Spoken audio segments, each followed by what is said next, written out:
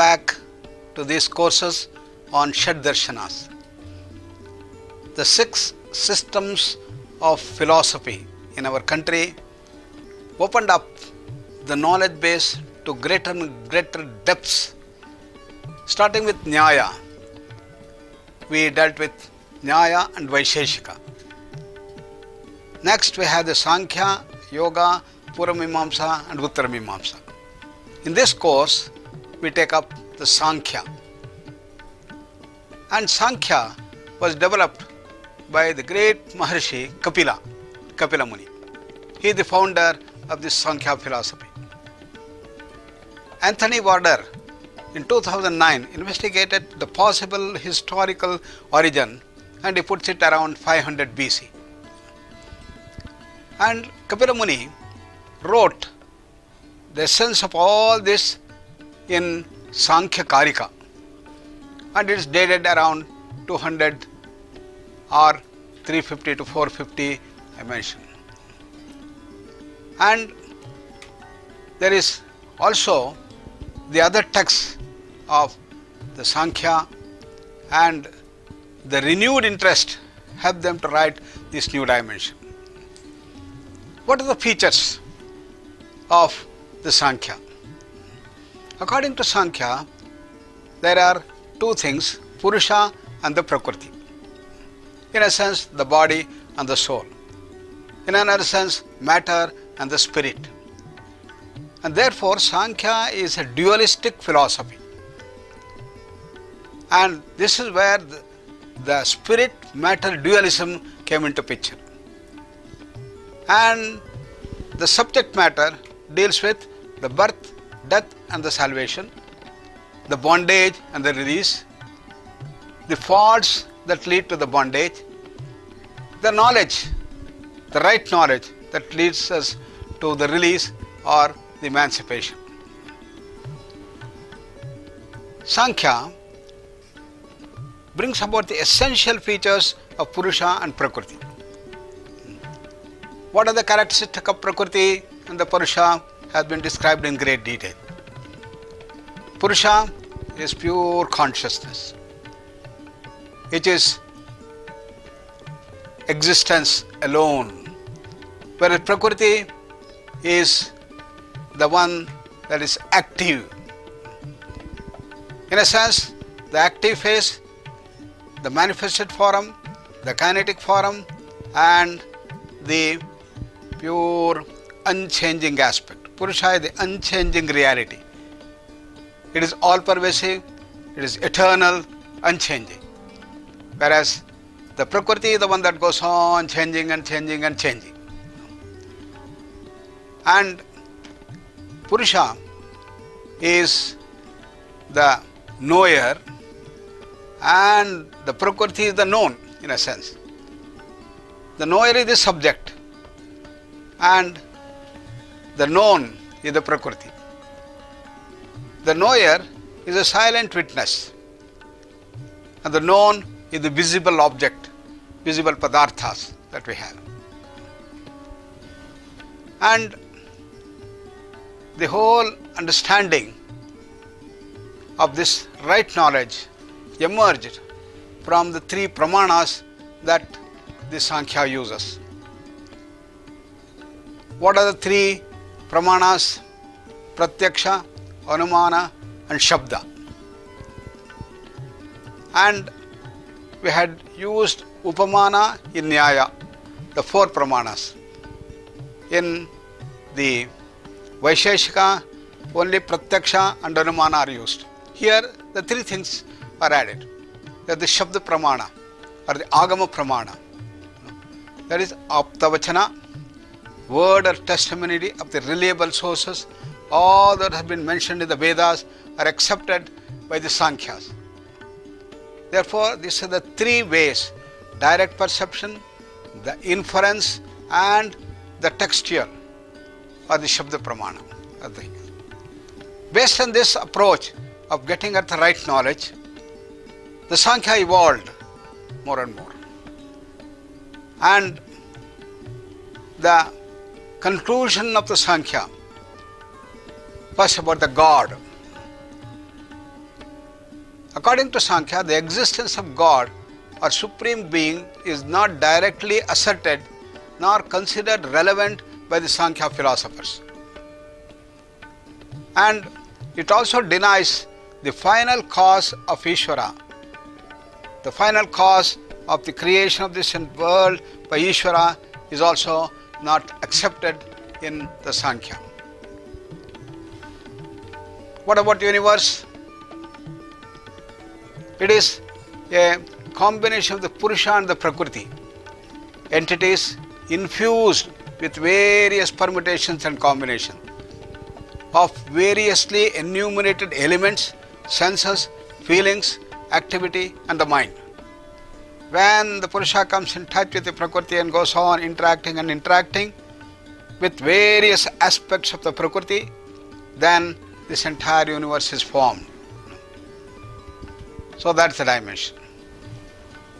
What about the Jiva, the individual being? The individual being is the state in which Purusha is bonded to Prakriti in some form.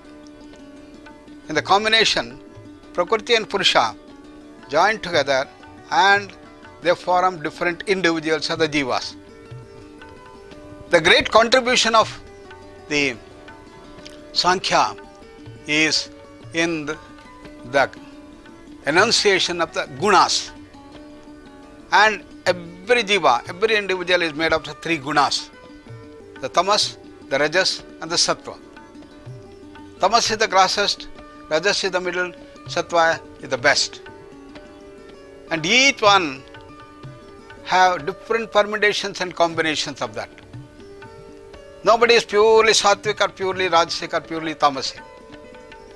We all have all the three gunas, but there could be different percentages of that. Fortunately today, in modern science and psychology, we have got the methods by which you can measure, and with a suitable inventory, called as the Vedic personality inventory, we will be able to tell how much of rajas is there, how much sattva is there, how much tamas is there. Percentage, maybe 40% tamas, 40% rajas, 20% sattva. We can measure. That is the beauty of modern science, the modern psychology and the inventories that we have started developing compared to the ancient times. At that time we didn't have those measures.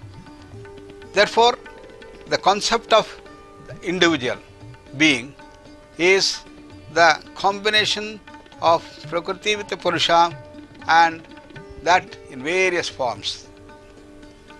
Now, the idea of evolution in Sankhya revolves around the interaction of the Prakriti and the Purusha.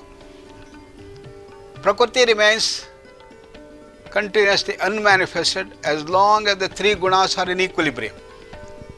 When the three gunas are in equilibrium, they are together, they are in a balance, they are samatva, then the Prakriti remains unmanifest. But once there is an imbalance, once the rajas becomes more, a sattva becomes more, a tamas becomes more, they are not in an equilibrium, then we have the bondage that starts coming up in a big way. And the evolution obeys the causality relationship. The primal nature itself being the material cause of all this physical creation. It holds that nothing can really be created from or destroyed into nothingness. All evolution is simply the transformation of primal nature from one form to another. Just like in modern science, we say that the entire physical world is nothing but energy, and the energy is conserved, and energy cannot be destroyed or created. When a candle is burnt, nothing is lost, we say. A similar concept here also. So, the primal nature itself being the material cause of the whole physical creation. Nothing can be created from or destroyed from the other things. That is the evolution concept. The intellect is the first evolute of the Prakriti and is called as the Mahat, or the Great One. This causes the evolution of the ego sense or the self-consciousness. Intelligence is the one which has the freedom to go this way or go this way or go this way. Kartum, akartum, anitha kartum shaktaha, as it said. We all have that freedom, and that's called intelligence. If this doesn't work, okay, we'll try something else. That's the creative dimension human. It is this intelligence that makes the evolution possible, and it is the one that promotes either evolution or deterioration. We have got the freedom either to evolve ourselves and go to the highest heights of liberation, or we have the freedom to go and get more and more bound and go to the other end of the spectrum. Therefore, it is this intelligence called the Mahat, or the Great One, which is used. Evolution from self-consciousness is affected by the dominance of the gunas. So, the dominance of a particular guna, says dominance of sattva, causes the evolution of the 5 organs of perception, 5 organs of action, and the mind. Therefore, it is the development of the gunas, that is development of the sattva, reduction of the rajas, reduction of the tamas, that makes the evolution to take us in the right direction. If on the other hand, sattva reduces, rajas increases, tamas increases, we are in the other direction of the evolution, becoming slaves to ourselves. And that is the one that causes us all the bondage, and that deterioration is the root cause for all our suffering, for all our bondages, and for less and less of our capacities. So during the phase of imbalance, one or more constituents overwhelm the others, creating a form of bondage, particularly of the mind. Supposing tamas is more and rajas is more, it creates the bondage. And correspondingly, all the senses, the karmendriyas and the jnanendriyas, will bring an imbalance, creating a bondage to the mind. So therefore, these imbalances have to be corrected and see that it comes into an equilibrium. And therefore, in Sankhya, the method for liberation is the proper knowledge, and through which we must see that the balance takes place and the imbalances are removed. All the imbalances have to be removed. Imbalances in tamas, rajas and sattva, and correspondingly in the karmendriyas and the jnanendriyas and the mind, imbalances should go. And when this imbalances go, the end of imbalance, end of this bondage is called as liberation, and Sankhya calls it as the Kaivalya. Therefore, Sankhya gives a dualistic philosophy by which we have the Prakriti and the Purusha. And the Purusha is the ultimate, though it is not called as God, it is the ultimate reality, you can call. And the Prakriti, featured by the gunas, it goes on changing and changing and changing and changing. It got the senses of understanding and the senses of actions. Mana, buddhi, ahankara, ego. And this is the jnanendriyas, and we have the karmendriyas. And jnanendriyas and karmendriyas are the ones that bring about the transformations, manifestations of the gunas. The gunas manifest through this, and corresponding our actions also go on changing. For example, if there is tamas predominance, there is laziness, lethargy, drowsiness, sleepiness, and resistance to action, resistance to thinking. That's the grossest form. And if it is rajas predominant, you are very sharp, intelligent, brilliant, dynamic, full of energy, you are a go-getter, and you are always working, full of energy, and that is the rajasic dimension. And in the sattva, you have all these rajasic explanations and exuberances and the capacities are there, but everything you do for the good of the people and less for me, more and more for others. The selfish, ambitious and egoistic actions of the rajas are replaced by the selfless actions of the sattva. Therefore, sattva is the best among the three gunas.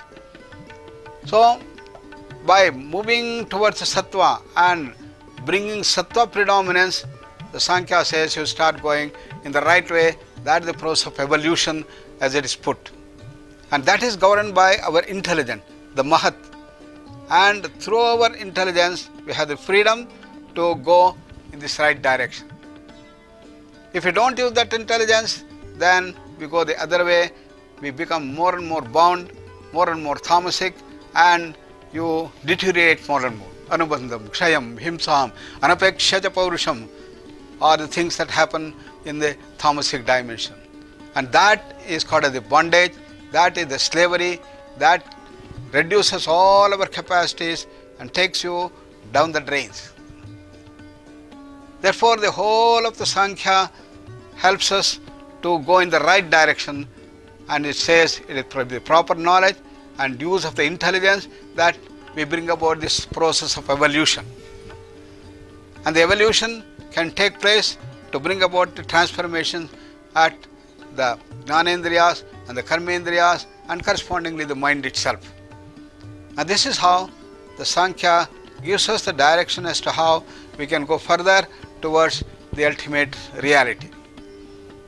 So the pramanas that are used here in Sankhya are the direct perception, pratyaksha, the inferential knowledge, that is the anumana, and the agama, that is the word, that is the Vedic thing.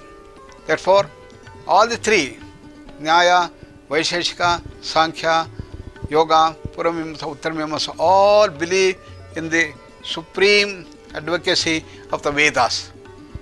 And that's why they are called the Astika Darshanas. That means those philosophies who accept Vedas as the supreme. Today in modern science, for example, when we do the research, finally it comes as textbooks. And once it comes to the textbook, we all believe that this textbook has the right knowledge. For example, I study anatomy. And today Greece anatomy is a wonderful text. And we know that all that has been written in the Greece anatomy is real. Because this knowledge has been the summary of amount of research, large amount of research that have been done, they have been put forth and brought out the textbook. Not one simple research, but many researchers, and done in the multi-centric trials in various places by various people, repeated again and again. And once you get this inference, that comes as a textbook. Therefore, textbooks are the authorities in understanding the system. Similarly, the Vedas have been considered as the authorities of the knowledge. Therefore, all the Astika Shaddarshanas believe in the authority of the Vedas. That's called the Agama Pramana or the Shabda Pramana or the Pramana of the Vedas. Therefore, Sankhya also believes in this dimension and has its own way by which it brings about the needed things to come out of the Sukha, Dukkha, and the liberation has to take place. And the ultimate of that liberation is the total thing which is called as Kaivalya. Therefore, the Purusha and the Prakriti, which have come together to form the bondage, are liberated by the process of withdrawal. By the process of evolution from tamas to rajas, rajas to sattva, and going beyond the gunas, you reach the Purusha itself. And that is the process of liberation that has been talked about as the Kaivalya. Kaivalya is the ultimate liberation. So that gives you the whole dimension of the Sankhya and its differentiation compared to the Nyaya and the Vaisheshika. With this, now we will next pass on to the dimensions of yoga in our next course. And thank you very much.